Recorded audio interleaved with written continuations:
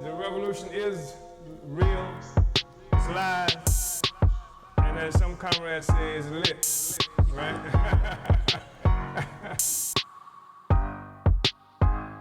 Lit.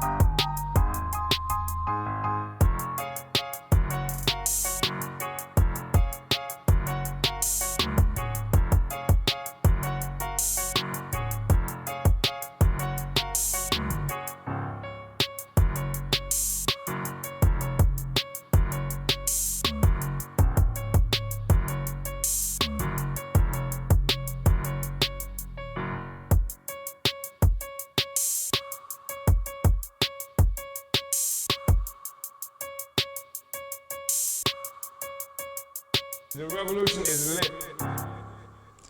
Uhuru Comrades, and welcome to today's Omali Taught Me Sunday Study featuring Chairman Omali Yeshitela. My name is Akile Anai.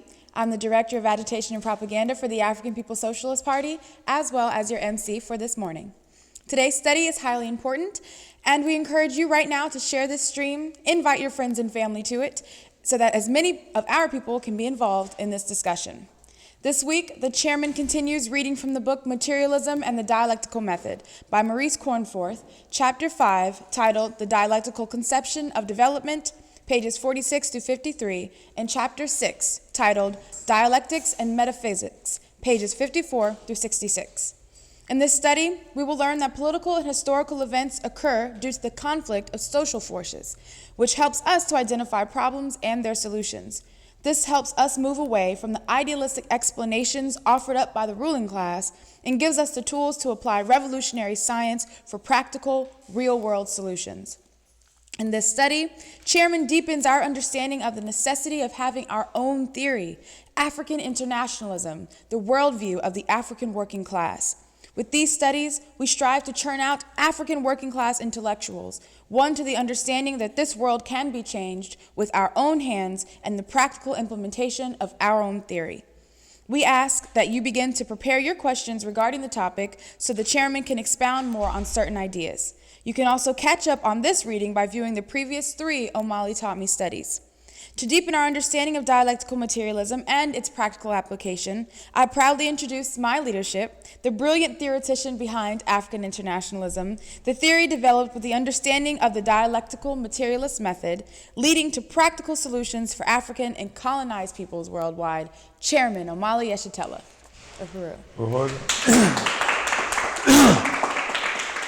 Uhuru Comrades, I really want to express appreciation to everybody coming on to the study. We've been working with this book by Cornforth now for, I think, 3 weeks or so, Materialism and the Dialectical Method. And as I've said before, that this book has extraordinary limitations. It is arrogant in some of its assumptions that it has, that in many ways, like Marx and Marxists, have centered the development of thought, human thought, in Europe. And it sees philosophy itself as something that's centered in Europe. But and I promise, I mean, I did a self-criticism on a couple of different occasions because this is something that I needed to have, I've needed to write about for many years, and more than 30 years ago had said that I was going to write a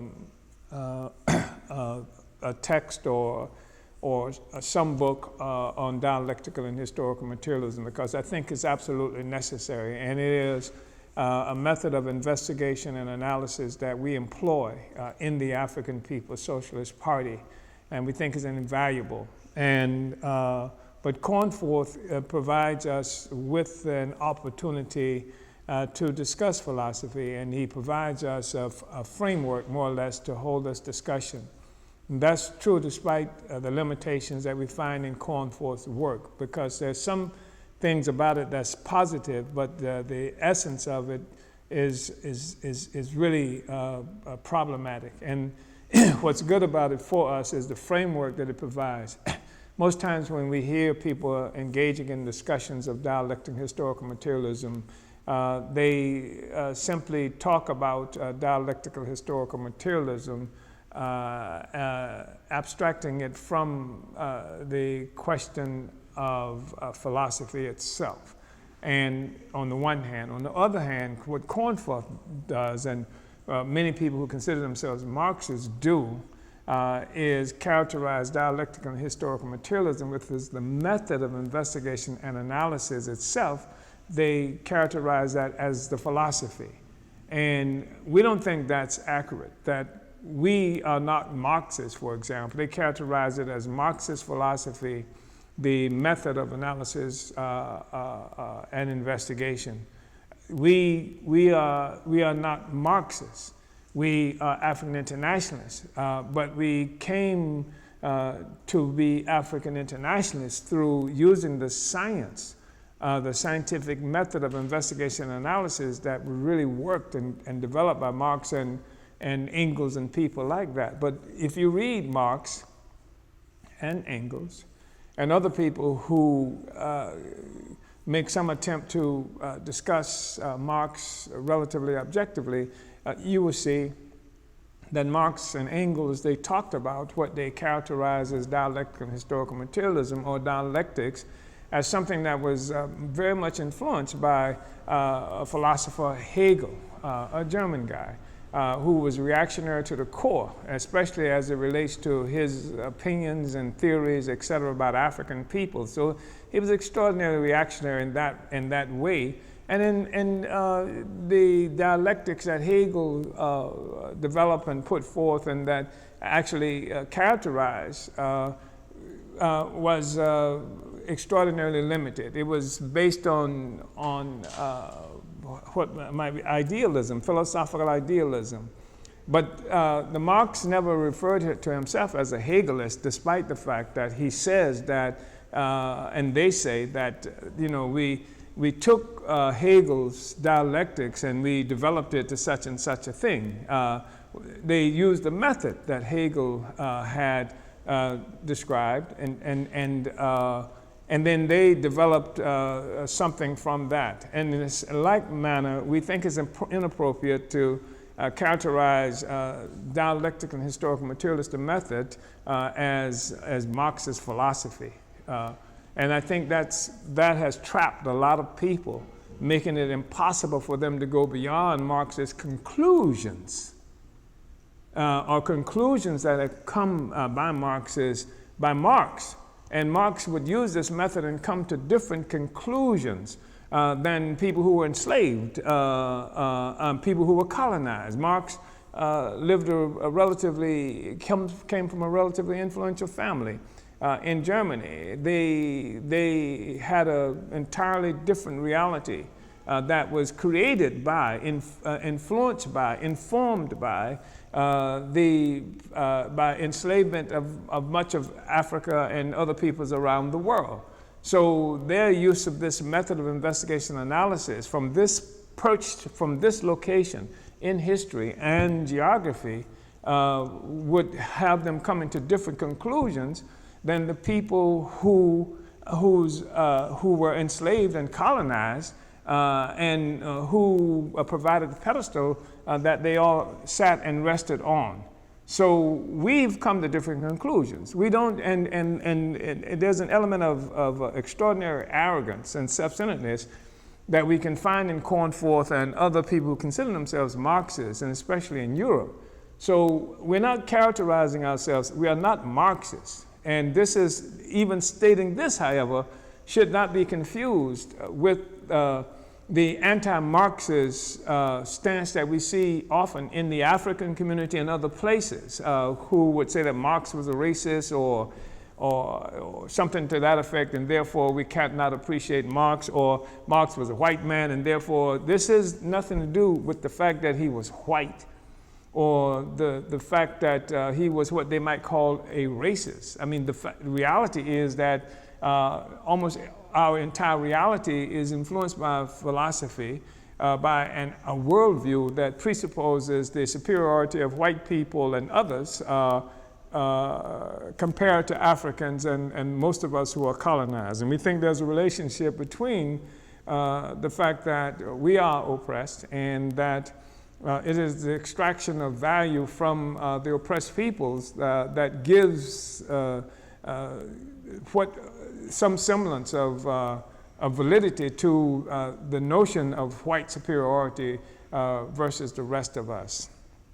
In other words, there's a material basis for this assumption. And it's not based on anything anyway, but I wanted to say that. So we're not Marxists, and I wanted to make that clear. And I have to do this leading into every discussion, every study. And the other thing I wanted to say is that throughout this work, you will find use like Marxist parties, Marxist assumptions. And the guy Cornforth himself was a member of the British Communist Party. And it, as an organization, had severe limitations. You will find a reference here in this work to the concept of peaceful coexistence. And he uses this as an example of a metaphysical approach to understanding reality. And this concept of peaceful coexistence is something that was forwarded by Nikita Khrushchev in the 1950s to explain what to many people who were involved in the communist movement, to explain what many characterize as Marxist revisionism. It was a way for Khrushchev to justify how what the Soviet Union was reaching some rapprochement with America and Western imperialists and Western imperialism at a time of heated struggle, certainly among oppressed peoples of the world against capitalism, against imperialism, etc. So this notion of peaceful coexistence had practical implications to struggles around the world. And so Cornforth references this, and he shows how people who are opposed to the notion of peaceful coexistence somehow were subject to a metaphysical worldview, which may or may not have been the case here, but the point is that it represented a means by Cornforth of justifying a political movement by the Soviet Union under Nikita Khrushchev. And I should say that this did not go without serious opposition. I mean, the Chinese Communist Party, for example, engaged in most serious kinds of struggle with the whole notion with the Soviet Union around this question of peaceful coexistence. And in many ways, the peaceful coexistence, as much as the fact that the Chinese and others try to uphold Stalin as compared to Khrushchev, Stalin who preceded Khrushchev as compared to Khrushchev, making Khrushchev the revisionist, the reality is that during the Second Imperialist War, we found Stalin promoting the whole notion of every revolutionary movement in the world having to sacrifice itself because of a united front, this united front against fascism. Well, as quiet as it's kept, and as much as we hear from leftists today about how the world is descending into a fascist state, fascism is simply a form of the capitalist state. And for the oppressed, for the colonized, the question for us is not whether we have a fascist colonialism or a democratic colonialism. Colonialism is colonialism, and it's vicious, and it's assault, and its origin. In fact, it's the basis. The colonial slavery is the basis for capitalism itself. The whole rotten thing rests upon the colonial oppression of Africans and other peoples around the world. So to say fascism is really a discussion about what happens on top of this pedestal of oppression of the rest of us. So Stalin had promoted this whole notion, as did the Communist International, of a united front against fascism, which meant that and this was, of course, in the interest of the Soviet Union, because fascism represented itself in a very serious way as German fascists, Hitler and the rest of them attacking Russia. And Russia, of course, was the center of the communist movement in the world at that time. This is where it was headquartered. And so their position was protect Russia, protect the Soviet Union, is to protect communism and socialism, which was not absolutely accurate. Because if you can unite with an African internationalist assumption that the capitalists, all of the capitalist activity rests upon a pedestal of colonial slavery, then clearly the activities on top of this pedestal is not the defining feature of the relationship. What is the defining feature of the relationship is the pedestal versus everything else atop it.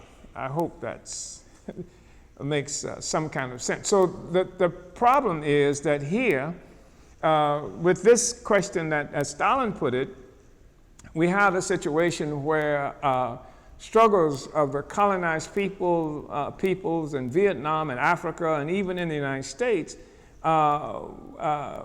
against the French, or against, and in Africa, against the French, against the US, against the British, who were involved as a part of what they characterize as this anti-fascist united front. So colonized people fighting for our liberation in these territories were perceived as disrupting the united front against fascism. When we say that the destruction of capitalism required the actual struggle and revolutionary activities in the colonies, that was the center. In fact, Ho Chi Minh at one time, and Ho Chi Minh was one of the founders of the French Communist Party when he lived in France, but at one time tried to argue in the Third International that, or the Second International, Third International, that you are fighting, that you're looking to fight against imperialism. He says that when you're fighting against imperialism in Europe, you're simply fighting against the tail, that the head of imperialism is in the colonies, that this is the fundamental question. And he was right, which is why a lot of other stuff can be said. But anyway, we want to talk about philosophy and theory. We want to talk about the method of investigation and analysis. And I want to tell you now that the best thing that you could do on this question is go to Uneasy Equilibrium, the political report to the 6th Congress, and Vanguard, the political report to the 7th Congress, because it is actual, these are works that report to our Congress and to the people in a fashion that is based on dialectical and historical materialism. It is dialectical and historical materialist investigation and analysis in practice, in work, at work.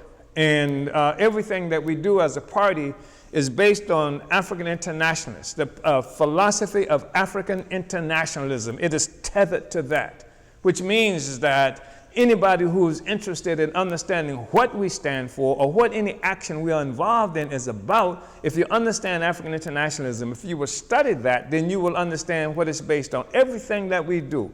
And that's critical. That's extraordinarily important, especially now given the depth and of the crisis of imperialism, where clarity is extremely important in terms of finding our way forward and dealing with this imperialist monster, because with the crisis of imperialism, with imperialism struggling on its deathbed, there are all kinds of efforts being made to resuscitate it, to breathe life into it, because when you talk about destruction of imperialism, you're talking about destroying a social system that has tethered to it the aspirations of all kinds of people, many who call themselves leftists, communists, nationalists, and what have you, but cannot perceive a world with the destruction of imperialism, cannot perceive of a world, and don't even believe that it can happen in many instances. That's one of the reasons people have problems with us, because we are crazy, we are ridiculous.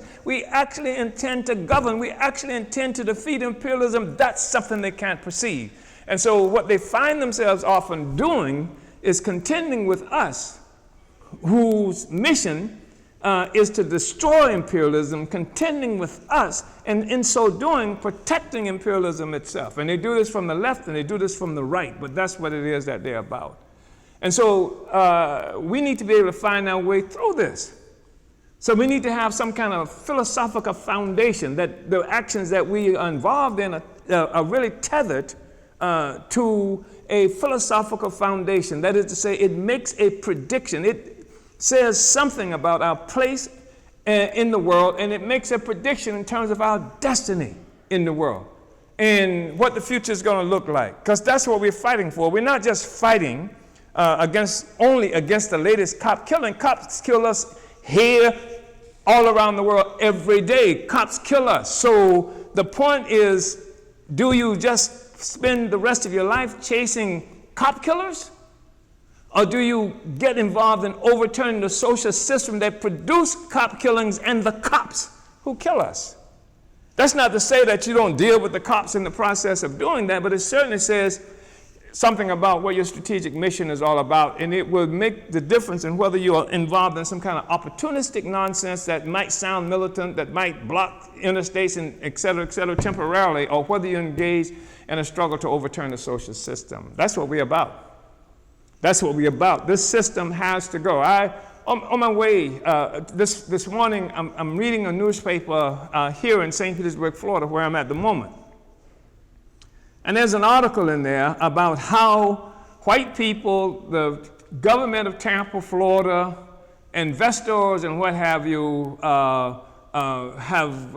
it's in the 50s, destroyed this graveyard of African people. There are hundreds of Africans buried there, and part of it is under a housing project. And white people have, built stuff on other parts of it, right? And here in St. Petersburg, Florida, there's a dome here that we engage in a struggle and to take that land back because it was stolen from African people by the government. And now they're talking about development, and black people, and part of this process, they covered a graveyard of African people. In Bethesda, Maryland, another struggle of the same sort is going on around dead black people. I'm mentioning this because it's a total disregard, for the dignity of African people. And then on the way here, I stopped across the street from the Uhuru House in what has historically been an African community, and there's an Arab merchant who has a joint there with a parking lot that hasn't been paved in 1,000 years and rutted and what have you, and where they perch atop high stools waiting on African people in an area where the economic activity of the African community has been totally wiped out, and then sitting outside on curbs, African men and women just sitting there like derelicts, nomads in this city and what have you. I mean, this is the reality that we're faced with every day. And then when we look at just recent decision that was made in New York about the Eric Garner killing, where the cop kills Eric Garner, just murders him on the street, and then they say, well, okay, the cop is fired now. The guy was found not guilty of committing any offense, but he's fired. And I'm reading comments that's from the family that, people are really glad that some kind of justice because the guy is fired. But, killing Eric Garner, that was one aspect of it. I mean, that cops kill us all the time. We expect that. But they did more than kill Eric Garner. Anybody who saw that saw how they treated him, how they were atop him and they dug his head into the pavement of the ground and stuff like that. This is typical. This is everyday reality of African people. This is the humiliation imposed on us all the time. This is leaving a body that the cops have just murdered on Canfield Drive in Ferguson, St. Louis, in 100-degree plus weather on the asphalt for 4.5 hours to just rot there. That is total humiliation of a colonized population. And this is why we're having this discussion. We're not having this discussion. This is the cornforth discussion, and we got to go talk about some old dead white guys who are so-called philosophers, who can't even be compared with philosophers. And we mentioned Socrates, but from Greece and what has come to be known as the dialectical method from Hegel, without talking about Socrates being informed, like most of Greece was, by Egyptian philosophy. We don't even talk about the philosopher, talk about white philosophers. So I want to be clear on that. But having said that, it doesn't mean that we can't struggle. We must struggle for science.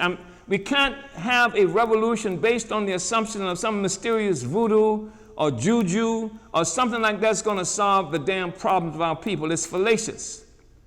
And because idealism is idealism, mysticism is mysticism, religious obscurantism is religious obscurantism, no matter where it's coming from. Africa must have science. Our revolution must be based on science. And we talk about dialectical and historical materialism because it provides us with a scientific method of investigation and analysis that we continuously build on. Science is not complete, it's not over. All discoveries have not been made. But once you have the science of how to investigate and how to analyze this, then you can build on that to come up with a reality, a definition of this reality that speaks to our interests as a people. And I just wanted to say that. And I promise this time next year, I intend to have actually written this a piece on dialectic and historical materialism, a text of some sort that really deals with this in an appropriate way, so that we don't have to start off a discussion with the criticism of the damn stuff that we're about to discuss. We don't have to start off the discussion like that.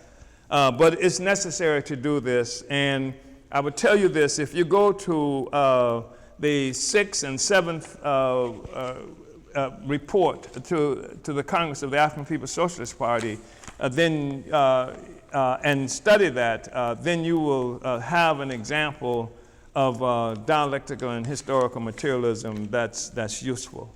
So now I think we are on page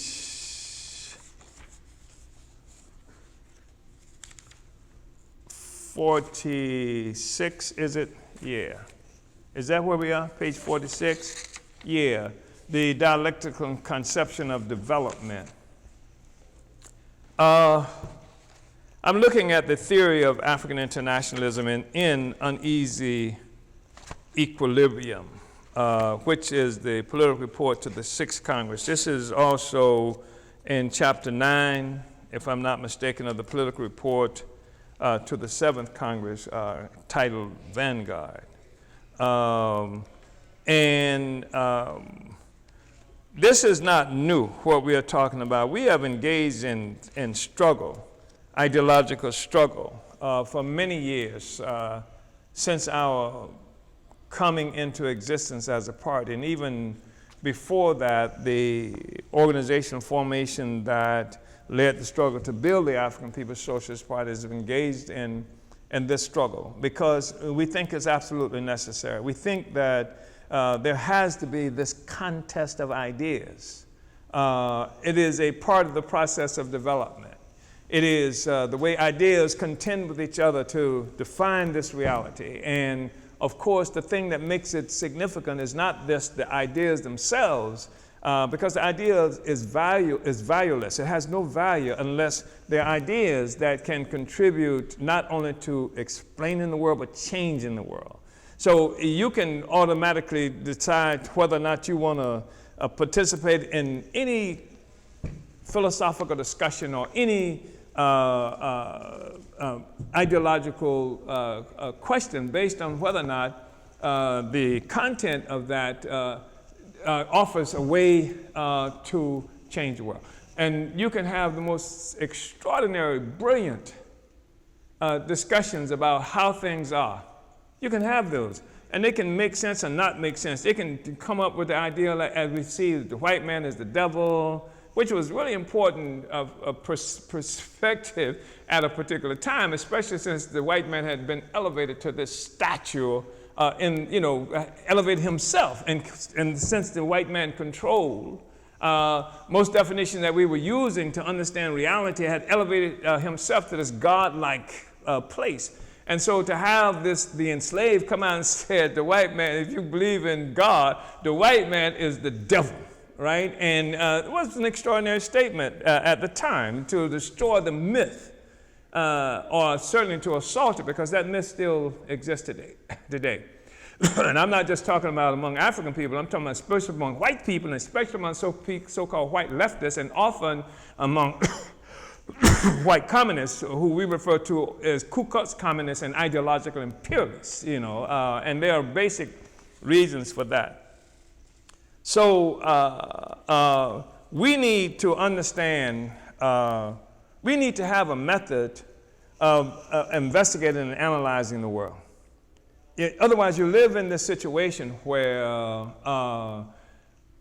you come up with, mysterious answers, mysterious conclusions. You base it on stuff like how you prayed and you had a vision, or things like that, horoscopes and the likes, or some drug-induced conclusions that you've come to.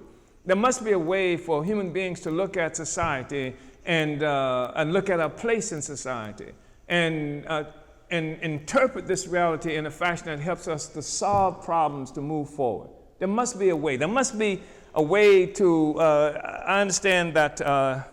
There was a philosophy at one time. I'm trying to remember.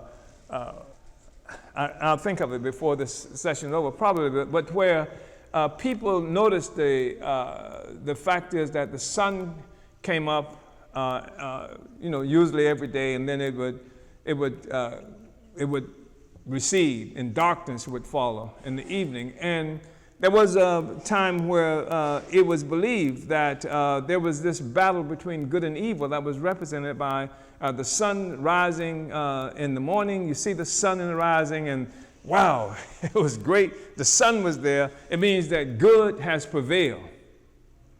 And then every night the sun would go down and it would get dark. And now, in the process of going down, what do you see? You see this redness, and so the sun and the good and evil are having this battle, this bloody battle, and then you got to hope that good is victorious, and then the next day, the sun is there again. So just living in that kind of uncertainty, that's the kind of uncertainty most of us live in. You know, I mean, we have no explanations for this. We have no understanding about, you know, the circumnavigation of the planets and rotation of the planets and circumnavigation around the sun and what have you that explains seasons. We have no explanation for this, so that people live in a constant state of fear and not knowing what the hell was going on. We don't want to live like that. It's not necessary. And so one of the reasons you will find here, and this stuff that we're looking at, because we talk about physics. I'm not trying to create any physicists, or we talk about biology and mathematics. I'm not interested in creating biology. I mean, we got great physicists in the movement right now. I'm trying to give them a laboratory someplace, so there's some physical stuff, some physicist-like stuff that we need worked on, but that's not the objective here. The objective is to really have an informed African working class, to let the African working class liberated from superstition, liberated from all of those shackles on our brains that would contribute to our inability to win, to be free, to solve the problems in society. And the working class in particular, and in particular the African working class, is constantly under assault with bogus ideas, with preachers and who make their living, who get their living of taking welfare checks from mothers who they and communities that they despise, who work with the governments in every instance to get their preferences, etc., by betraying the African community, by politicians, people in office who sell us out every day and who've helped to train a community to accept as unchanging the circumstances that we're confronted with, except that the only way you can ever get anything is by electing Joe Blow or by keeping me here, who I know how to play the game, see, and who accept the legitimacy of the game. You know, this is what the working class has to break free of that. That's our responsibility, and to take science to the working class. And the thing is that when we say science, we're talking about how do you understand society? Are there laws of social development? We know about laws of gravity and stuff like that, and there are other things in natural science. Are such laws applicable to development of society itself? And if they are applicable, can we understand them? Can we say how to approach that? That's the question we're involved in. And we're involved in this question as the African working class that has been denied education in the imperialist centers and been denied access to various information, many of whom never leave their village or the communities that they live in. And it's our responsibility as revolutionaries to take the science and not just take this nonsense as it comes from corn forth, but take the science and be able to translate this to masses of people who we have to organize, who have to be in motion, who have to come to understand what the reality is. That means we're in a contest with preachers and obscurantists and false politicians and opportunist militants, etc., who have no intention. We work all the time with people who call themselves revolutionary with no intention. And you know how you know they have no intentions of changing or overturning the social system? Because they don't build organizations that's designed to overturn the social system. Unless, and even so they may pray for it, which is part of what this is about too. Let's look at that. But if you're going to overturn the social system, then you got to have the ability to do it. You got to have the organization that's do it. You got to have the theory that does it. You have to have the cadre, the willing human beings who make it their profession to overturn this social system. If you don't have that, you have BS. I don't care how militant they are. I don't care how long their name is in African this or that. I don't care how many degrees they got or anything to that extent. If they are not, if they have not created or in the active process of creating and calling on the African working class itself to participate in creating the vehicle to overturn this social system based on a philosophy that predicts the victory of the working class over this social system, if you don't have that, if you don't have that in place, you just got BS. I don't care how militant they may sound. But anyway, I've talked too long. Some people think I talk too long most of the time, but that's another story. We get with that next session. So what we want to talk about then is we go to Cornforth, but let's before we go to Cornforth, because there are aspects of this difficult, some difficulty.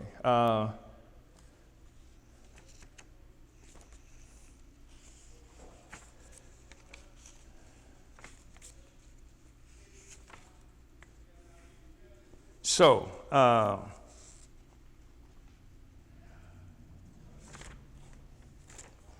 I'm looking at now the theory of African internationalism, and the text that I'm using is for this is the political report to the Sixth Congress, An Uneasy Equilibrium. And even the title here suggests a dialectical approach to understanding things. I want to just start off here. I think I referenced this perhaps in the last study. But we're talking about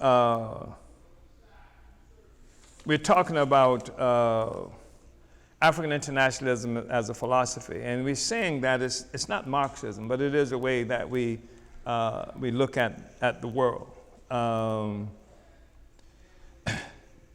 So we say that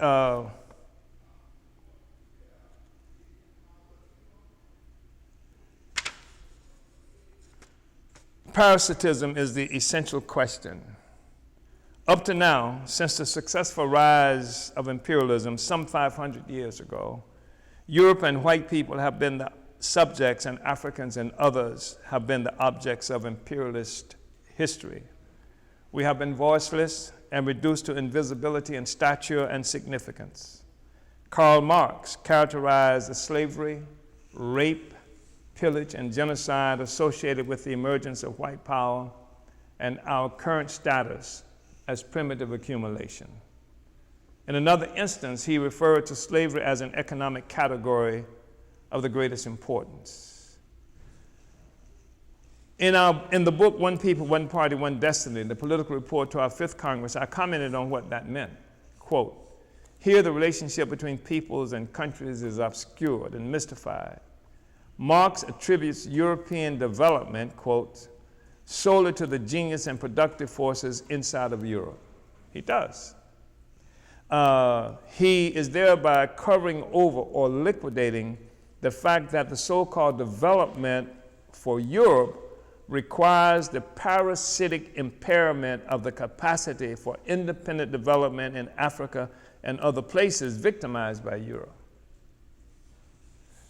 In another place in the political report, this rhetorical question was raised.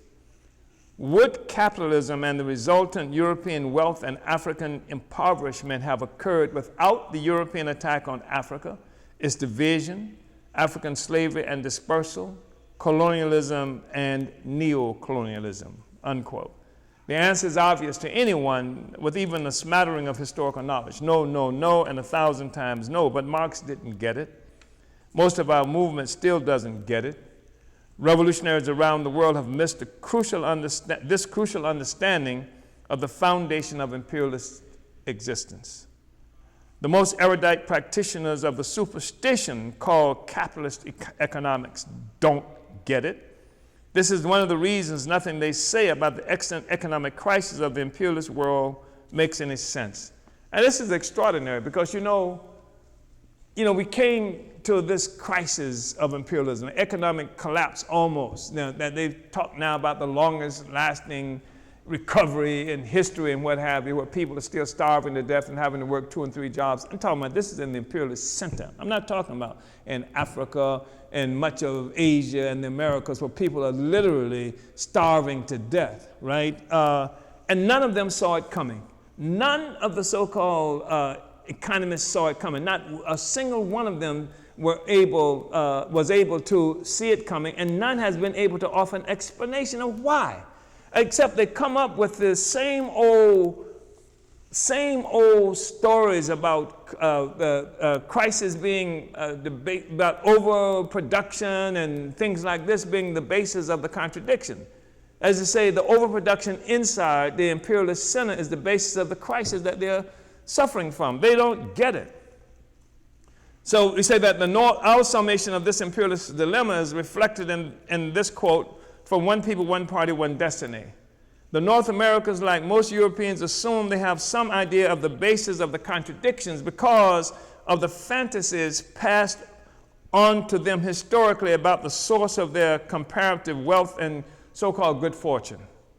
Nevertheless, those are resources stolen from others that have become increasingly difficult for them to afford in their malls and supermarkets. It is somebody else's oil, wrenched from the earth with bloody consequences for which they now have to pay more.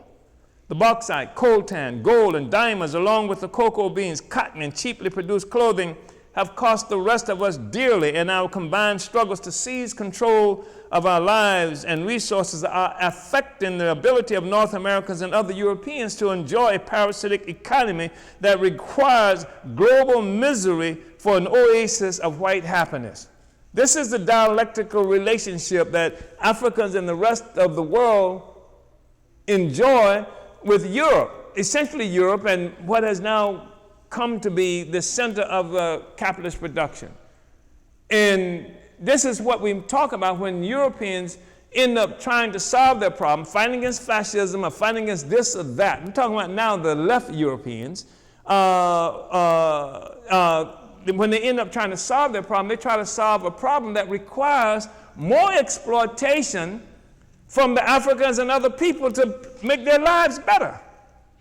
They're not complaining because of what's happening to us, except as it may affect the possibility of war or some other problem that they might be involved in, and then they're not concerned about overturning the relationship itself. This is one of the contradictions that we are confronted with in people call themselves communists and revolutionaries. They want to solve the problems of imperialism. That's what we say. No matter what it is they say they're doing, they want to solve the problems of imperialism, make it possible for white people to have a better life. The so-called workers, the rest of them fight against fascism, but not against colonialism, right? And the rest of that. This is part of the contradiction on the one hand. On the other hand, the same set of circumstances, the same contradictions in the social system drives another sector of the white population, and certainly when I say white population, I'm talking about it is a led population. It's not a leaderless group. It is a population led by philosophy, led by actual human beings. Another sector then finds that the way that they solve the problem is to actually literally attacking the oppressed people, the Africans and the others, to kick out the immigrants, to attack the black people, to fight against black identity extremists, anything that could lead to the end of the social system. So you have both sides, left and right, if you will. Fascists, anti-fascists, sitting on the base of economic and political exploitation of colonized people, fighting over the best way to secure the system. While the colonized people, up until now, have been without our own philosophy that attacks the entire relationship and doesn't give a damn whether it's left or right, as long as it rests upon a foundation of our oppression and colonization. Malcolm X once said that white man don't care if you're for right or if you're for wrong, as long as you're for him. And so, you know, this right and left phenomenon is a contest that exists between sectors of the colonizer population resting upon the colonial domination of the rest of us.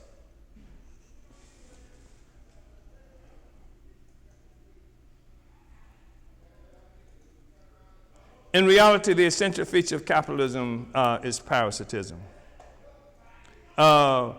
The inconsistent materialism of Patrick Buchanan, we talked about Buchanan. Buchanan, you know, is an ideologue of the bourgeoisie who a lot of leftists like to dismiss because reactionary, et cetera, et cetera.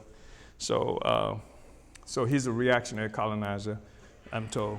And it's really interesting because Buchanan is dismissed by a sector of the left in this way, but Brzezinski is not dismissed by the sector of the left. And so the inconsistent materialism of Patrick Buchanan, as well as Zbigniew Brzezinski, cited in Chapter 1, allows them to recognize some relationship between the decline of imperialism and the rise of formerly subject peoples. Yet their overarching philosophical idealism, a worldview stemming from white assumptions of superiority, blinds them to the dialectic between Western or so-called white success and African impoverishment. They cannot accept that the changing relations of power are exposing the real dependency, the dependency of the colonizer upon the colonized and of whites on Africans.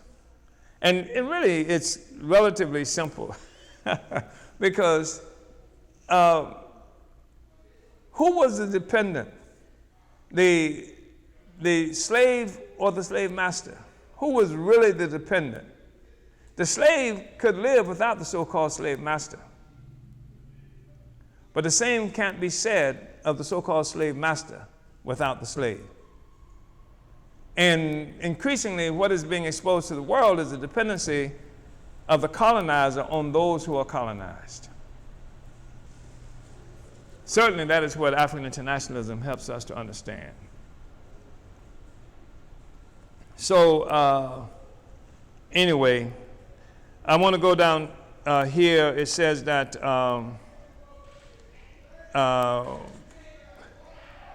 so we are not Marxists, we are historical materialists. We have used the historical materialism of Marx, the science of investigating and analyzing society, to investigate and analyze our reality as Africans. Our findings prove that we are a part of the primitive accumulation mentioned by Marx in his works. Malcolm X, a materialist of sorts in his own right, has been quoted as saying that a person watching someone sitting on a hot stove would describe the experience differently from the person actually sitting on the stove. This is true. The spectator is not required to have a full understanding of the experience. The victim of the hot stove is provoked by his reality. It becomes a historical necessity to understand the question. It becomes a historical necessity to understand the question. Using the collective experience of African people as a starting place, we were able to use the science of dialectical and historical materialism, cleansing it of its Marxist metaphysics and idealism to investigate and analyze our relationship to the world. For us, the rise of capitalism in the world is not based on some purely abstract Marxist theory about the development of human society. It is not a theoretical question. Primitive accumulation is not a theory. The rape of Africa, the enslavement of our continent and our people, the forcible dispersal of Africans throughout the world as a means of rescuing Europe from disease and poverty, the process that gave rise to capitalism, is a matter of historical record. Marx, the spectator, did not have to understand this. The person sitting on the hot stove, the living, breathing, thinking, so-called primitive accumulation would either understand this question or perish.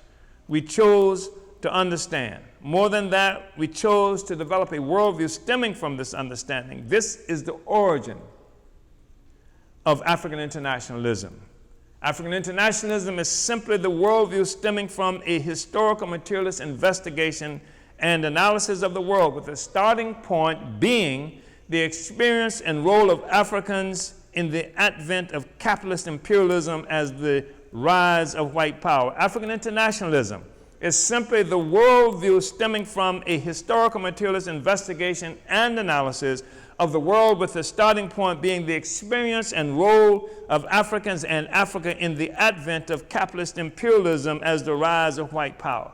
Parasitic capitalism is the real issue. It is this reality that ultimately distinguishes African internationalist socialism from the struggle for white rights that usually characterizes most movements of Europeans worldwide.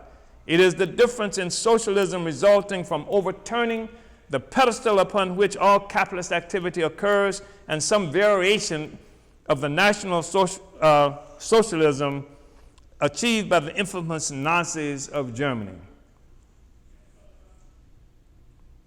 In the past few years, the crisis of imperialism has thrust a number of North Americans and Europeans into motion, from Tea Partiers and Wall Street occupiers in the U.S. to thousands of militants in Greece, Spain, Brazil, and other crisis-ridden countries. White people have been mobilized by the inability of capitalism to live up to their expectations.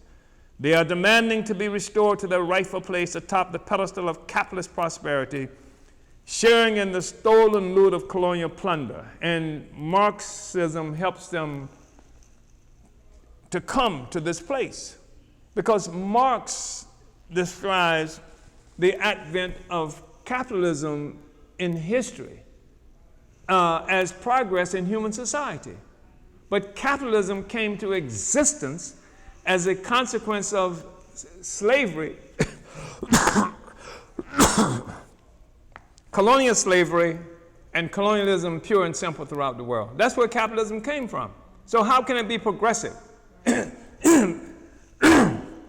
Because it rescued a tiny minority of the human population from its status in feudal Europe. So for them, it's progress. Just like a good haul from a bank robbery is progress for the bank robber. You know,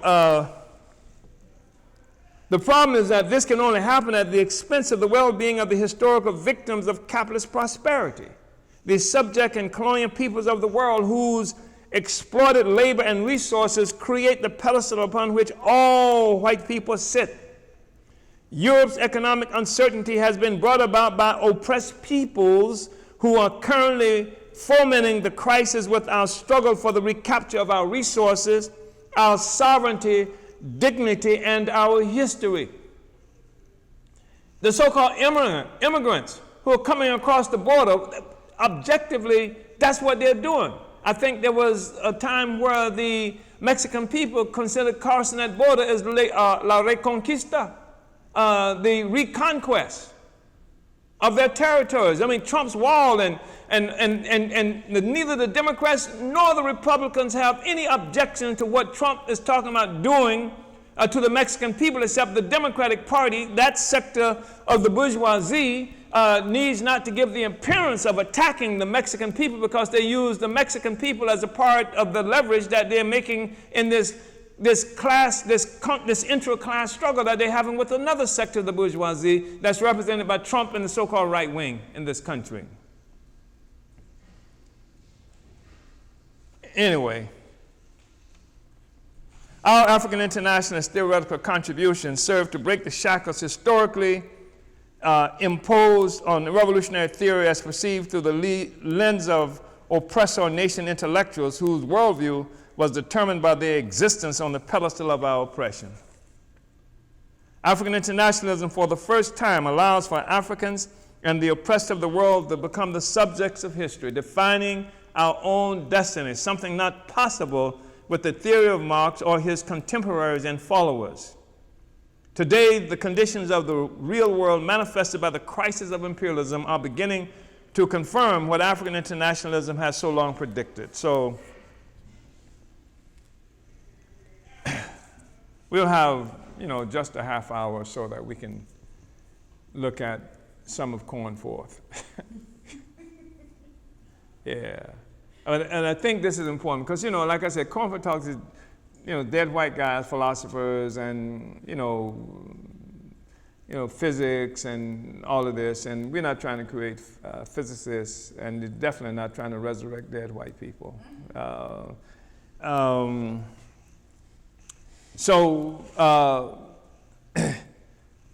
Cornforth on page 46, were the text that most of us are working with. Whereas the older philosophies considered that the universe always remained much the same, a perpetual cycle of the same processes, science has demonstrated the fact of evolution. That's the struggle we're having with Marx, having really seen the world as more or less the same. It doesn't challenge this relationship at all. I mean, you could have a Marxist revolution that does not change the relations of power existing among the colonizers and the colonized. But while recognizing the fact of evolutionary development, bourgeois thinkers have tried to understand and explain it in fantastic idealist terms, and they have conceived of development as being always a smooth, continuous process, not recognizing the occurrence of abrupt breaks in continuity, the leap from one stage to another. This is the appropriate way to look at the dialectical conception of development. Following up the ideas of Hegel by taking up the revolutionary side of his philosophy while freeing it of its idealist trammels, Marx and Engels established the dialectical materialist conception of development, the key to understanding development in nature and society. And the leaps and breaks in continuity which characterizes all real development lies in the recognition of the inner contradictions and opposite conflicting tendencies which are in operation in all processes. This discovery by Marx and Engels was a revolutionary philosophy and made it a revolutionary weapon of the working people, a method of understanding the world so as to change it. And remember, we're talking about dialectical materialism here, and historical materialism is applying the science, the method of investigation and analyzing called dialectical materialism to the investigation and analysis of society itself. That's what historical materialism is. So we go to the idea of evolution. We have seen that the corrections of the mechanistic standpoint made by dialectical materialism are fully justified by and have a basis in the advance of science. Indeed, the advance of science itself has shattered the whole conception of the universe held by the older mechanistic materialists. According to that conception, the universe always remained much the same. It was a huge machine which always did the same things, kept grinding out the same products, went on in a perpetual cycle of the same processes. Thus, it used to be thought that the stars and the solar system always remained the same, and that the earth, with its continents and oceans and the plants and animals inhabiting them, likewise always remained the same. But this conception has given way to the conception of evolution, which has invaded all spheres of investigation without exception. Nor was it scientific investigation alone which produced the idea of evolution. Science does not advance in isolation from society as a whole. The idea of evolution was generated out of the rise of industrial capitalism itself. And I think it's important. This is an important statement. Science does not advance in isolation from society as a whole. The problem that we have here, as we will probably learn more about when we talk about dialectics, is the inability of European philosophers and its followers to recognize that the end of feudalism in Europe came about as a consequence of Europe's attachment, parasitic attachment to Africa and the rest of the world. You don't have now Europe as Europe. Remember when we talked about my biscuits the other day, when we talk about what it takes, you have all these separate ingredients but once you mix them all up, you got a whole new product.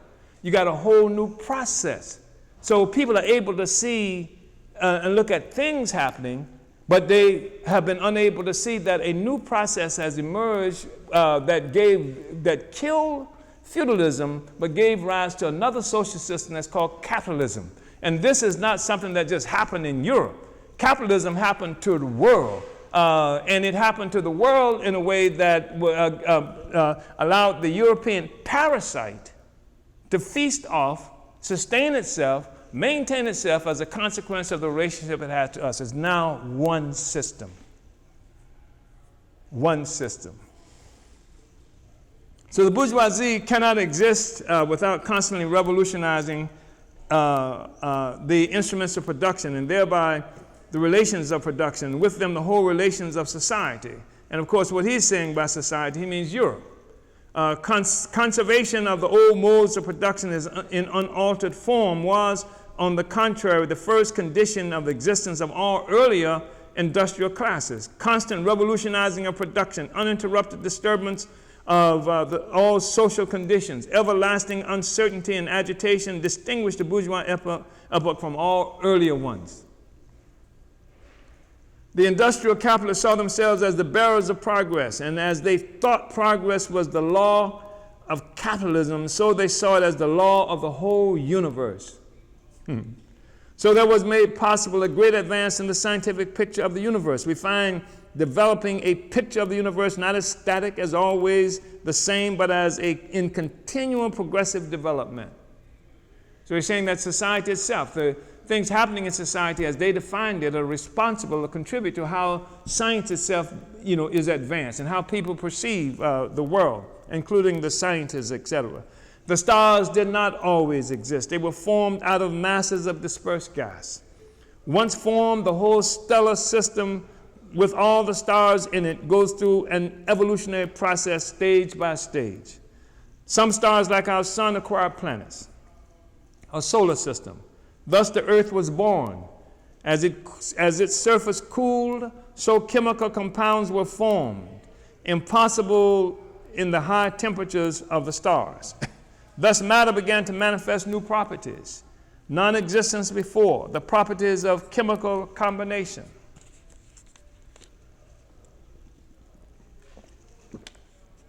I like this discussion about development. Takes it from this place, in the beginning there was the Word, and the Word was God, and then in 6 days the stars, the sun, the moon, everything, is more or less, that's how it happened, and that's how it is, But to really investigate this, to give it some kind of scientific character is really important. So the organic compounds were formed out of the complex linking of carbon atoms. And from organic matter, the first bodies arose which began to manifest the properties of life, properties of living matter. Still new properties of matter emerged, the properties of living matter. Living organisms went through a long evolution, leading eventually to man. With man, human society was born. And still new processes with new laws arose, the laws of society and the laws of thought. What comes next? Capitalist science can go no further. Here it ends. Since capitalist scientists cannot contemplate the ending of capitalism. And by the way, the trap for the Marxists is that you say, since capitalist science cannot contemplate the ending of capitalism, we also have to say capitalism is also white power. They cannot contemplate the end of white power. And so they're trapped. But socialist science shows that man himself is about to embark on a new phase of evolution, communist society, in which the whole social process will be brought under his own conscious plan direction. All this is evolutionary history of the material universe. Apart from the last point, it may be said that all common knowledge, this is all common knowledge. Bourgeois thinkers know this as well as Marxists, though they often forget it. But Marxism does not only stress the fact that everything in the world goes through a process of development. What Marxism found out was how to understand and explain this development in a materialist way. Except Marxism hasn't done that. But that's another story. But the idea, the principle is good. It's just like when we started off this discussion, we talked about fanciful and idealist ways of understanding thunderstorms. Remember that? And we said how, some would say a thunderstorm has to do with angry gods, etc.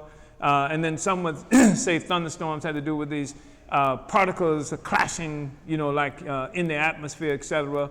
And even though the particles clashing in the atmosphere was wrong, it was a materialist explanation that would give us a greater ability to find out what the hell it was, what is at work here. It's a materialist explanation. So we're saying that that Marxism gives us the particles clashing in the, like out in the atmosphere. It struggles to provide a materialist explanation.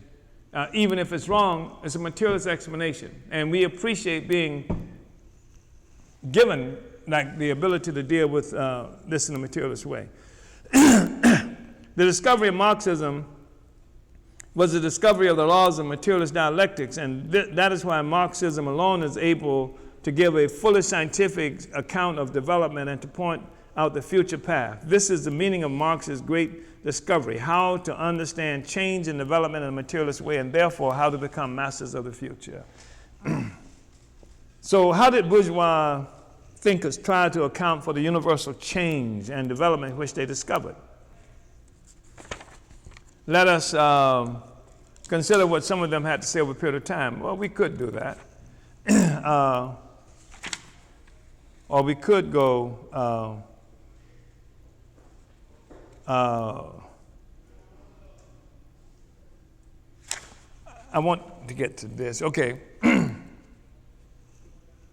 Let us consider how did bourgeois thinkers try to account for the universal change and development which they discovered? Let us consider what some of them have had to say over a period of more than a century. Hegel said that the whole process of development taking place in history was due to the absolute idea realizing itself in history.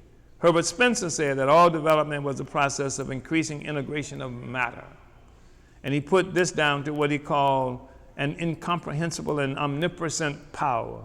Henri Bergson said that everything was in process of evolution due to the activity of the life forces, whatever the hell that is.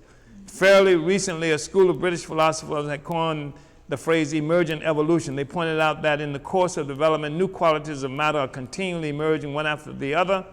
But as to why this should happen, one of the leaders of the school, Professor Samuel Alexander, said that it was inexplicable and must be accepted with natural piety. While another of its leaders, Professor C. Lloyd Morgan, said that it must be due to some immanent force at work in the world which he identified with God. Thus, in every case, some fantasy, something inexplicable and unpredictable was conjured up to explain development. And so when they thought about the future, all these bourgeois philosophers of evolution either thought like Hegel that development had now finished. Hegel taught that the absolute idea was fully realized in the Prussian state, of which he was a distinguished employee, or else regarded the future as unfathomable. This takes us to Fukuyama, who we'll talk about at some point, who came up with the notion of the end of history.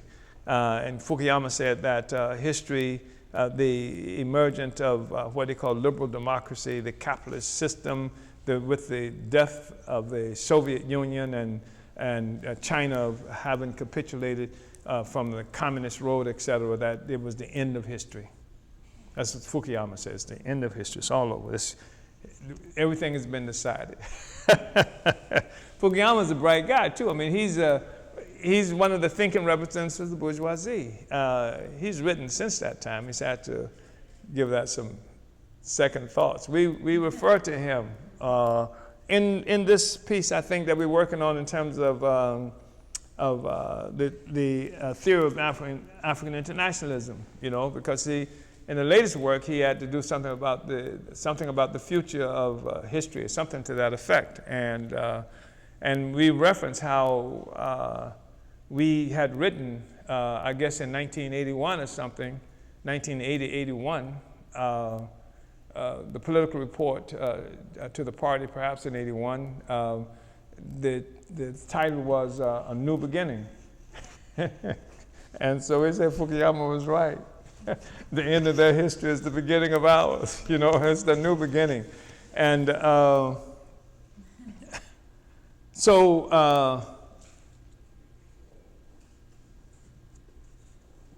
nowadays, they begin to give up hope altogether and regard everything past, present, and future as incomprehensible, the result of forces no one can ever understand or control. It's really interesting how you see recently, we've seen this in the last few years, that the preachers talk about the end of times and stuff like that. This is a common refrain that we hear from the religious representatives of the bourgeoisie, and of course most religious forces are representatives of the bourgeoisie, and they talk about the end. This is it. It's the end of times and whatever, because they are making a prediction based on what they experience in the real world of the imperialist system, coming to an end. It is the same story in the science. The cosmogonists who study the evolution of the stars appeal to a mysterious creation to start the process off.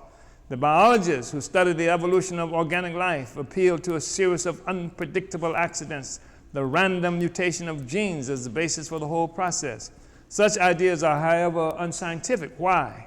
because they assert that the processes they are supposed to be investigating take place without a cause. True, the assertion is often made under a cloak of scientific objectivity and humility. It is not positively stated that no cause exists, but only that we have at present no clue as to what the cause is, if any may be. But such reservations do not materially alter the nature of the theories in question. For the fact remains that to say matter was created, to say that mutation occurs spontaneously, is to say something happens for no reason without any discoverable cause. That's a pain, isn't it? I mean, we see that all the time in explaining our reality. It just happens. Get over it. Some statements do not deserve to be called even provisional scientific hypotheses, but are simply idealist inventions, fantasies. Science may not yet know why something happens, but to say that it happens for no reason is to abandon science. A second defect in the evolutionary ideas of most bourgeois thinkers is that they regard the process of evolution as smooth, continuous, and unbroken process. They see the process of transition from one evolutionary stage to another as taking place through a series of gradations without conflict and without any break in continuity. But continuity is not the law of development. On the contrary, periods of smooth, continuous evolutionary development are interrupted by sudden and abrupt changes. The emergence of the new stage in development takes place when the conditions for it have matured, by a break in continuity, by the leap from one state to another. Some people call that revolution.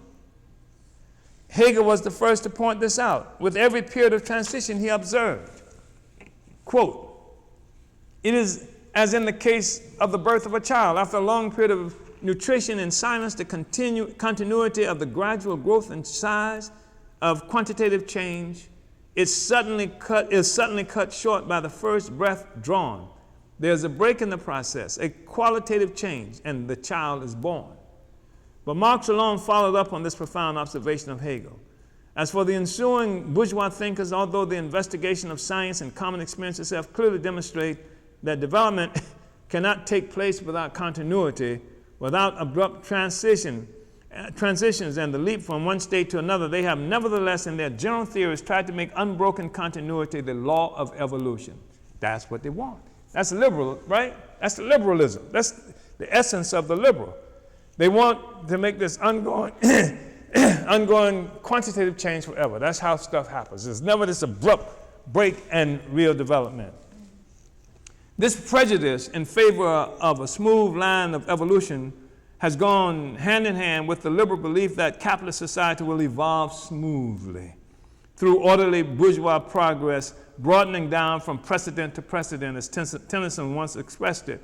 To have thought differently about evolution in general would have implied that we have to think differently about social evolution in particular. And this is what we have with the Bernie Sanders socialism and all the other socialism, that somehow it's going to happen.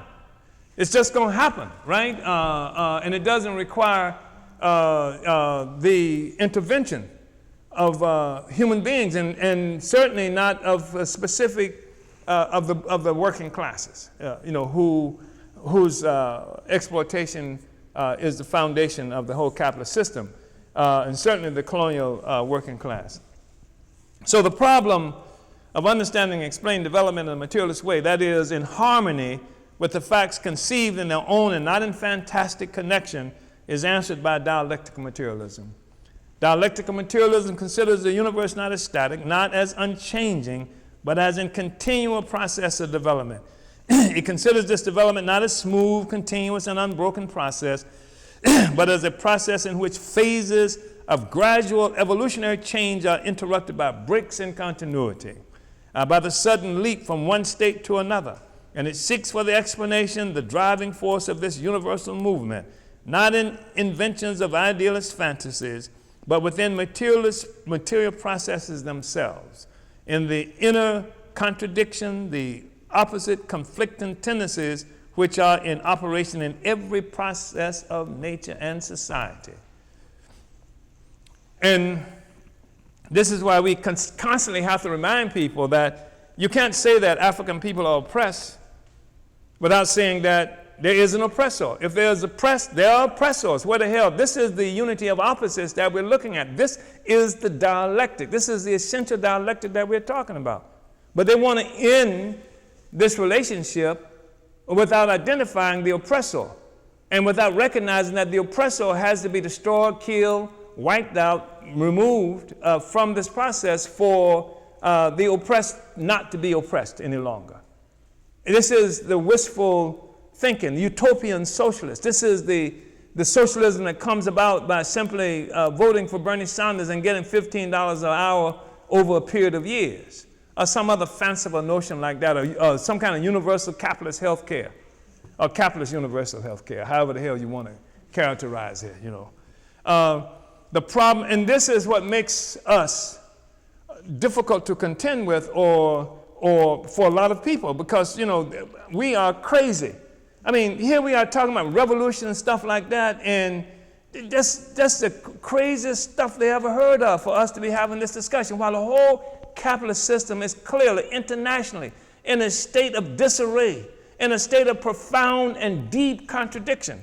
And because we have identified the basis of that being, that the capitalist system rests upon a fault line of historical proportion, a fault line based on the exploitation, oppression of the vast majority, colonial oppression of the vast majority of the peoples of the world. And any movement by African and oppressed people affects the ability of the social system itself to work everywhere. And so to base your struggle on trying to find a good place on the fault line, to find, it's like people have characterized as simply changing the seatings on the Titanic.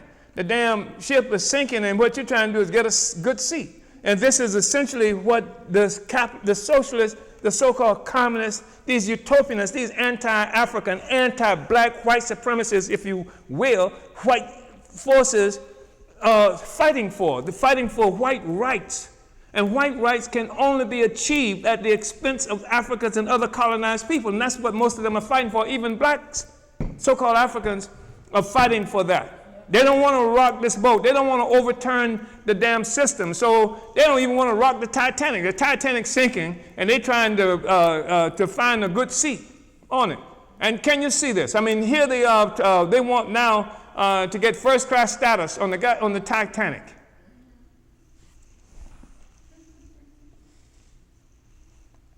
The problem of understanding and explaining development in a materialist way that is in harmony with the facts conceived in their own and not in fantastic connection is answered by dialectical materialism. Dialectical materialism considers the universe not as static, etc., etc. So the main idea of materialist dialectics, which are applied in dealing with the laws of development of the real material world, including society, will be the subject of following chapters. But this is how Lenin summed them up.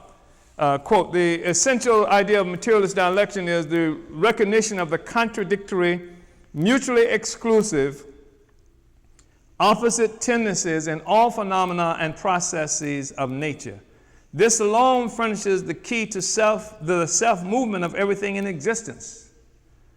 It alone furnishes the key to the leaps, to the breaks in continuity, to the transformation into the opposite, to the destruction of the old and the emergence of the new. That is the contradictory, mutually exclusive, opposite tendencies in all phenomena. In its proper meaning, dialectics is the study of the contradiction within the very essence of things. Development is the struggle of opposites. Development is the struggle of opposites. That's what it is. That's what we said all along. You're not looking at the struggles of opposites when you look at the contest between white workers and white bosses resting on a pedestal of colonial domination. You're not looking at the struggle of opposites. That's why they can't solve any damn problem. That's why they can't understand why the majority of African people, who are the most oppressed, most exploited sector of the whole population, don't end up joining them. Because they're not going to fight for the white working class to have a better seat, a better place. They want to sink the Titanic. So,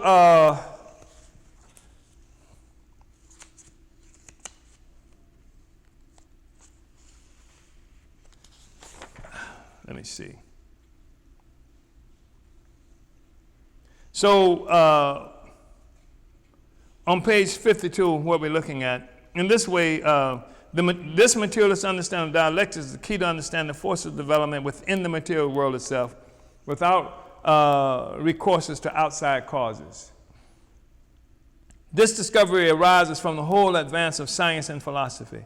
But above all, it arises from the investigation of the laws of society, an investigation made imperative thanks to the very development of society, from the discovery of the contradictions of capitalism, explaining the forces of social development, and thereby showing the way forward from capitalism to socialism.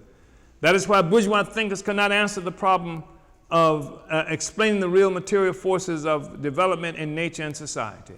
To answer this problem was to condemn the capitalist system. And here they had a blind spot. Only the revolutionary philosophy of the vanguard of the revolutionary class, the working class, could do it. And this is the problem with most people who consider themselves Marxists. They can't explain it because to answer the problem, the real material force of development condemns white power. Condemns, because capitalism was born as white power. Yes, it's capitalism, but it is capitalism and white power. It is capitalism, is white power born as capitalism. White power born as capitalism. That's how it came into existence at the expense of everybody else, and they cannot answer the problem about production, about progress because of that. Because they have, in order to progress, they got to destroy white power, and they have a stake in it. Marx's discovery of the laws of materialist dialectics showed us how to understand the dialectical development of nature, but above all, it showed us how to understand social change and how to wage the working class struggle for socialism.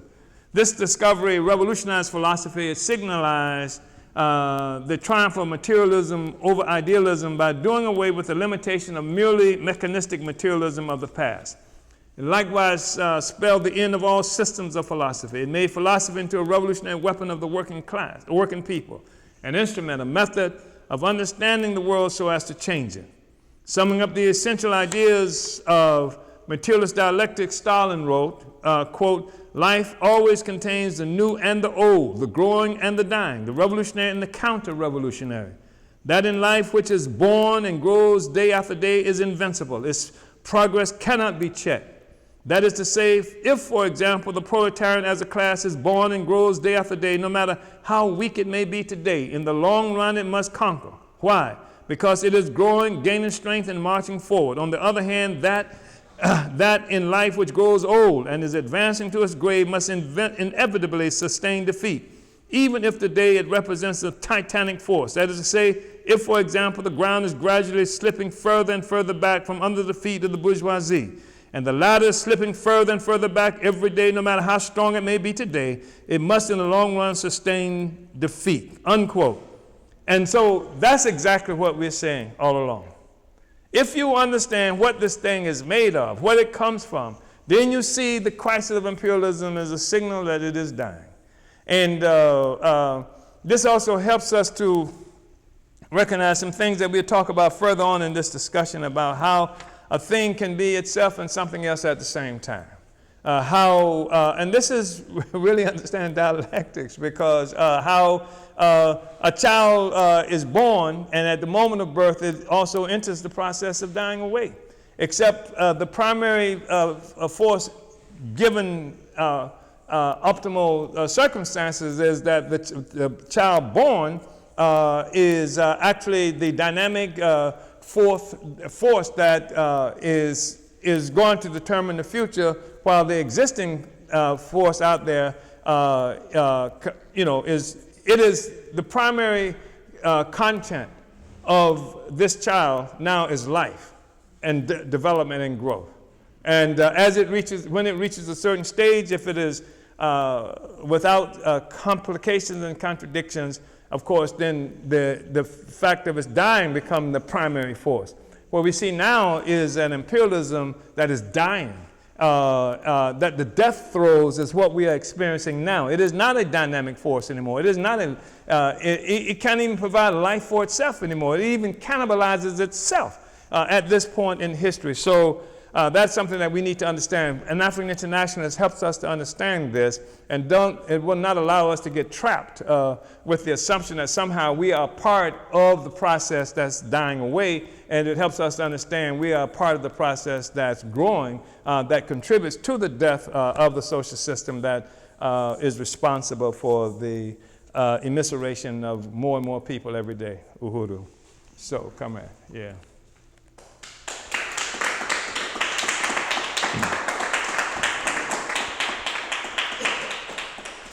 Uhuru, I just want to salute our leadership, Chairman Omali Yeshitela, for that powerful study.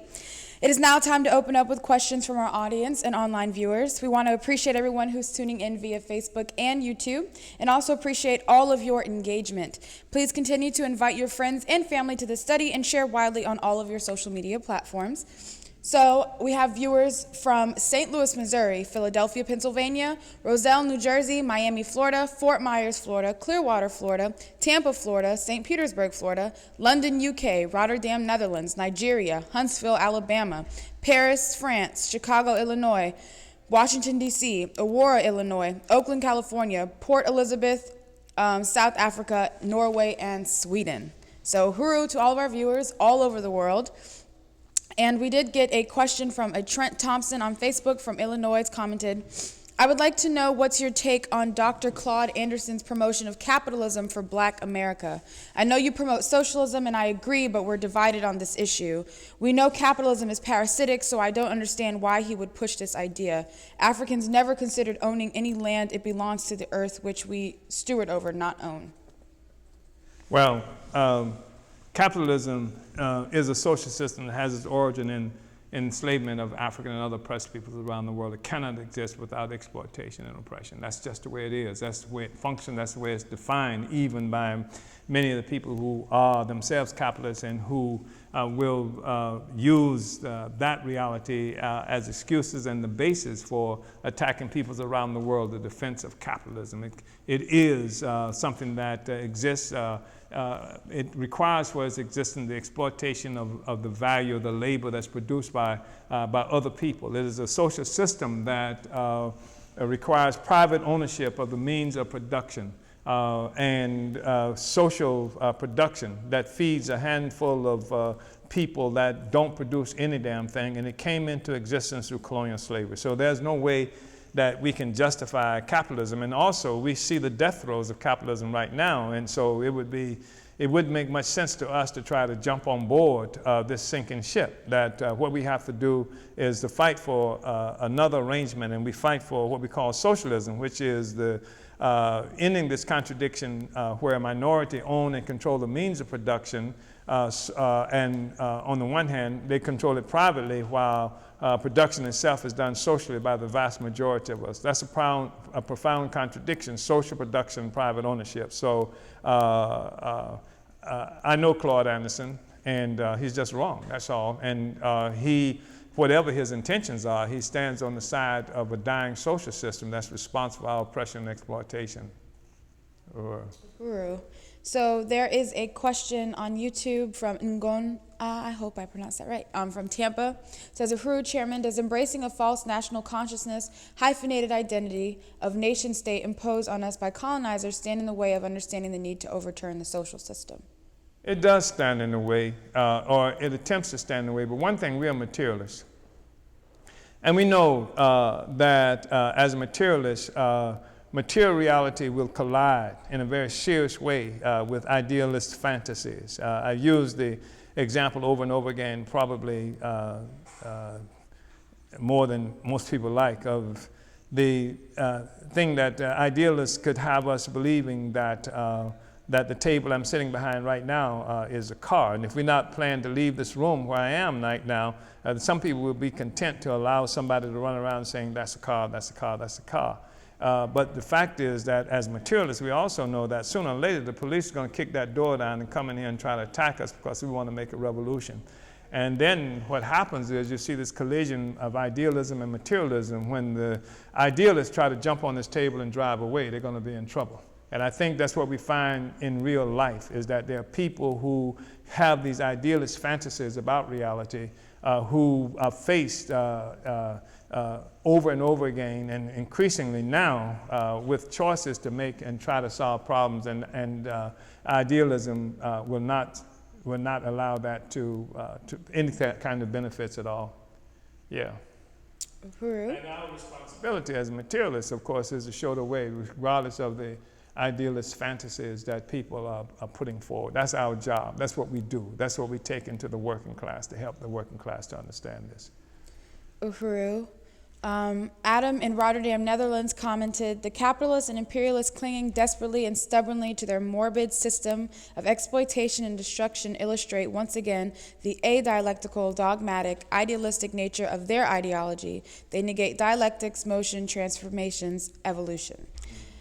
Comrade Naniya Grant, Northern Regional Representative located in Philadelphia, comments, Uhuru Chairman, thank you for the study on materialism and the dialectical method, and explanation on Maurice Cornforth. Thank you for explaining it the way that you do, making it clear. And I just want to be first to say that I'm really excited for the Dialectical Materialist book written by the chairman himself. So, really excited for that. You may be a part of the process of help making it happen, but go ahead. Yeah. Yeah, I know. Be careful what you wish for. Well, I currently don't have any more questions at the moment. Any questions from the audience? Nothing? Let me say that I believe that this discussion that we are having now should make reading the political report, all of them, but certainly the one to the 6th and 7th Congress easier to do. I wanted to just then take some space to perhaps look at uneasy equilibrium, the political report to the 6th Congress. I'm looking at theory of African internationalism. And as I said, this is also something that was reproduced in Vanguard, the political report to the 7th Congress. And we say that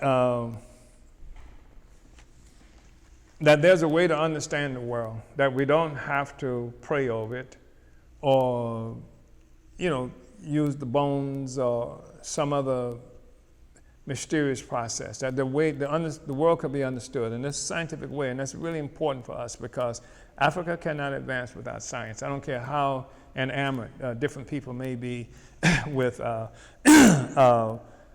philosophical or otherwise sometimes called religious articulations coming from Africa at any given moment. Many of which are not helpful at all. I mean, if we knew something about how we did those pyramids, that might be helpful. And there are other things, but I'm just saying that we have to have science. And so it's really important for us to grapple with some of these questions.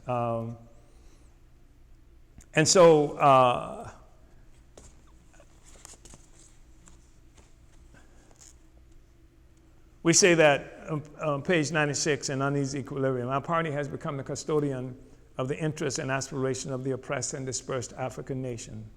It is our existence that represents the dynamic future of Africa and the African Revolution. Despite the setbacks experienced by the limitations and/or abandonment of particular African personalities or organizations in the past period. Political parties are always organizations that represent the interests of particular classes, although efforts are often made to disguise this fact. In so-called democratic capitalist societies, political parties often obscure their class character. This is especially true in the United States, where the main ruling class parties are the Democratic and Republicans. These two parties most often share political power in a number of ways, including elected officials as well as appointment to posts within the administration of either or both parties in government. Regardless of the capitalist political party in power, each party looks out for the interests of capitalism in general, even as it pursues its specific interests of the specific sector of the bourgeoisie that is responsible for its elevation to power. And that's part of what we're saying is that what we're looking at, all the time, are processes. And within these processes, we will see things happen, specific things happen within the process, but we need to keep in mind the process. So we got a capitalist process in crisis. Then we got different political parties who are involved in this contest within that process. They don't exist in isolation from the process itself. So what they do is, even if they look out for their specific interests, they're looking out for the interests of capitalism. They're functioning in that process to protect their own interests sometimes. It means protecting the process itself. The African People's Socialist Party is also the party of a class, the African working class. Our work is responsive to the interests of our class, interests that distinguish it from other social forces, whether those of the oppressor or nation capitalist or the oppressed nation neo-colonial aspiring African petty bourgeoisie. Our objective is to provide the political leadership for the African working class in its pursuit of political power, the power to govern, the power to become the new ruling class of a liberated, united Africa and African population whose conditions of existence worldwide are a reflection of the rape and colonization of Africa. That's an important statement, because there are people who want to separate our reality as Africans in this country from the reality of Africa. Or they would separate the reality of Africans in South Africa from the reality of Africans in Nigeria. I think there's some horrible thing that's happening today where so-called Nigerian government is forcing Africans from what they call South Africa to leave, or something to that effect. It's just extraordinary madness. But we are one African people. And the struggles that we're involved in are part of an overall process that we need to be engaged in terms of liberating Africa. You can't have a liberated Nigeria, as they call it, without a liberated Africa. It's impossible, any more than you can have a liberated arm without a liberated leg or the rest of your body. I mean, either you're liberated or you're not. And the point that I have a sister who, a long time ago, this is before most people in our audience were born, but we used to have, there used to exist these things washing machines, and there was this wringer on the washing machines that you put the clothing in, and the clothing go through as a way of drying, pre-drying it. And my sister would almost every time put the clothing in, and it goes through these wheels, this sort of padded gears, and almost inevitably her whole hand would go in the damn thing with the rest of the clothing. I mean, she was the most accident-prone person I've ever seen in my life. But we knew that there was no way to liberate the arm without liberating the rest of her. You understand? Unless we wanted to give up the arm. And she was really hostile to that notion. So, so we say that our objective is to provide the political leadership for the African working class in pursuit of political power, the power to govern, the power to become the new ruling class of a liberated, united Africa and African population whose conditions of existence worldwide are a reflection of the rape and colonization of Africa. So the problem that we have in the United States stems from the rape of Africa. I mean, that's why you have, Chinese people who live inside the United States, in San Francisco and other places, and have Chinatown with Chinese writings on the street signs and all this kind of stuff and what have you. They, as badly as they have been treated inside the United States, the fact is that they have a new stature now because China is liberated, and China is a genuine political and economic force. And when we say political force, we mean military as an aspect of that political power that it has.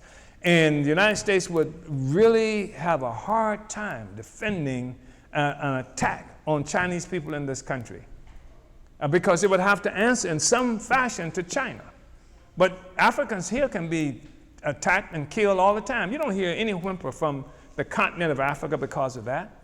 It's not because Africans on the continent don't care, even though many Africans on the continent are not aware of what our relationship is anymore, but it's because Europe controls every one of these so-called African countries there. That's why the African Revolution that's why we recognize that the conditions of African people everywhere is a consequence of the rape and pillage of Africa. And the fact that all of our resources in Africa continue to go to Europe and to the capitalist social system. Except now the contest that Europe and America are in terms of those resources is not with African revolutionaries on the ground, it is with China. And so you got, at one time, the heated struggle was pronouncedly one between France and the United States, so who was going to control most of Africa, and that still goes on to some extent or another, except now the French and the United States are able to unite against China. So what has to happen is that Africans worldwide have to become involved in this struggle for the liberation of Africa and our people everywhere. You can't separate that, as hard as some people may try to do it. We all right? We got some. Go ahead. Okay, one question is from a PJ Shakoba located in St. Louis, asks, is there a plan in place for when this capitalist society falls? Is there a plan in place for when yeah, I mean, we're building it right before your eyes in St. Louis. Go to 4101 West Florissant Street, where we have a Black Power blueprint. That's what we call it, a Black Power blueprint. That's part of the process that many people ignore. Many people who consider themselves revolutionaries and militants and stuff like that, they will come to our institutions and the spaces that we've created as part of attacking capitalism and attacking colonialism, and sit right up there and say, well, how do you plan to do it? Well, you're in the plan. Right now, you're participating in the plan. When you hear Black Power 96 on the radio, you're part of the plan. When you look at the Burning Spear, when you see Black Power blueprint and efforts struggle against the colonial powers right there in St. Louis that have determined to turn St. Louis white and rebuilding our communities, that's part of the plan. Yes, there is a plan. It's called revolution. And it's manifesting itself in a very serious way in St. Louis, where you're located. Go to 4101 West Florissant. And in fact, today is Sunday, and they're having a meeting today at 4 o'clock. Yes. Uhuru. Uhuru. This question comes from Morty from Richmond, Virginia, viewing on YouTube. Comments, Uhuru Chairman, can you explain the relationship of British colonialism in Hong Kong and its tenuous relationship with the rest of China, given current events? Yeah, this is a serious question that this comment is raising, because you can't open a newspaper or go to social media and you hear about the so-called pro-democracy demonstrations that's happening in Hong Kong. And because the people in Hong Kong, they love their democracy so much that they don't want to be influenced and controlled by a horrible China that the United States is engaged in a horrific struggle with right now for hegemony of the whole planet Earth. And what's not understood by many people is that those Chinese in Hong Kong, Hong Kong was a British colony. Even after China had become independent, the British control what they call Hong Kong. It is a nest of CIA and British intelligence organizations, and you talk about a false consciousness that also has been imposed on people in Hong Kong. They are Chinese.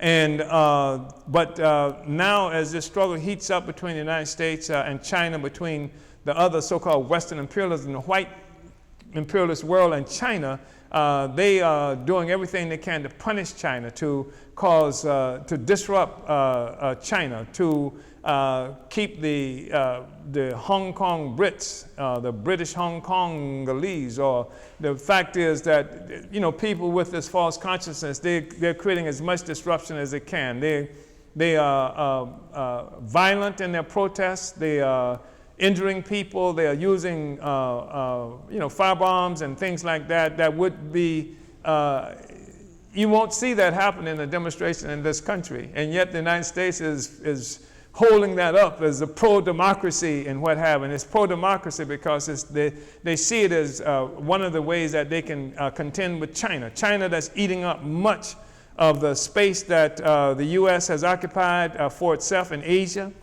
in Africa, and various other places around the world. And the fact is that the British and other so-called Western imperialist powers in Hong Kong have been greedily taking all the kinds of resources there that they can, both intellectual, both human and material resources. So part of that is about, it's an attack on China. That's what it is. Uhuru. Uhuru Chairman. It's an honor to be at this study day. Jackson from Uhuru Solidarity Movement. I know that a lot of people have been discussing the burning of the rainforests in the Amazon, and some people have also pointed out that there is also, similar atrocities being committed on the continent of Africa as well. And I just wanted to hear your take on this, Uhuru. Yeah, I mean, first of all, I just want to say that neocolonialism is a powerful tool, a powerful weapon in the hands of our enemies. In Brazil, it is naked, open. You have a reactionary Bolsonaro, how is his name? Is just a outright naked pro-imperialist, pro-white power, pro-American tyrant. That's not only that's attacking African people, that's attacking indigenous people in the Amazon, and that's turning over the whole Amazon rainforest, which is extraordinary. It just shows you the length that the capitalist imperialists will go to, that they would destroy the Amazon with the rainforest, which people have characterized as the lungs of the planet. They would, and it shows just the how profit prevails over everything in a capitalist system. They don't give a damn. They can't see a future beyond profits. So they always trying to get profit, and they will cut the Amazon down. They torch it. They don't give a damn about it. They won't protect it, and that's why we have to have revolution. That's why we have to have socialist revolution, genuine socialist revolution, not some phony socialism, not some democratic socialism. And I use the term democratic socialism in the context that it has been used in since the Russian Revolution, where a sector of so-called socialists characterize themselves as democratic socialists to distinguish themselves from genuine revolutionaries who believed in the dictatorship of the working class, where the working class comes to power without competition. And so these democratic socialists, which are nothing but liberal capitalists, we're not talking about that. That the capitalists will destroy everything in the pursuit of profit, and they will destroy the planet Earth, and without revolution. We have to make this revolution. We have to make it globally. And key and central to the revolutionary project is the African Revolution that not only involves the continent of Africa itself, but almost every continent where African people are located and experience a reality that is a consequence of the invasion of Africa and the dispersion of the African nation at gunpoint around the world. Uhuru. Uhuru, let's give it up one more time for our leadership, Chairman Omali Yeshitela. That was a brilliant study.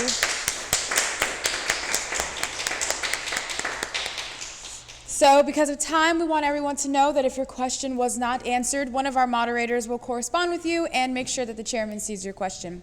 This study was brought to you by the Department of Agitation and Propaganda, Winning the War of Ideas. For your worldwide revolutionary news and analysis, visit theburningspear.com. For revolutionary radio, dynamic shows, and music by Africans all over the world, tune into Black Power 96.3 FM, broadcasting out of St. Petersburg, Florida, and accessible via the Black Power 96 app for Apple and Android, or online at blackpower96.org. Did you unite with what you heard today and want to learn more about how you can get involved with the African People's Socialist Party? Visit apspuhuru.org for all information regarding how you can apply. Order your copy of Chairman Omali Yeshitela's latest book, Vanguard, The Advanced Detachment of the African Revolution, the Political Report to the 7th Congress at burningspearmarketplace.com.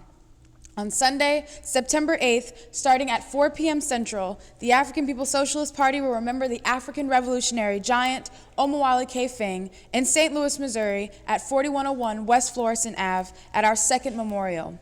We ask that anyone who can, who knew K. Fing, sympathizers of our movement, to come out in droves to honor and hold high the legacy of this comrade, the standard of party cadre, Omowale K. Fing.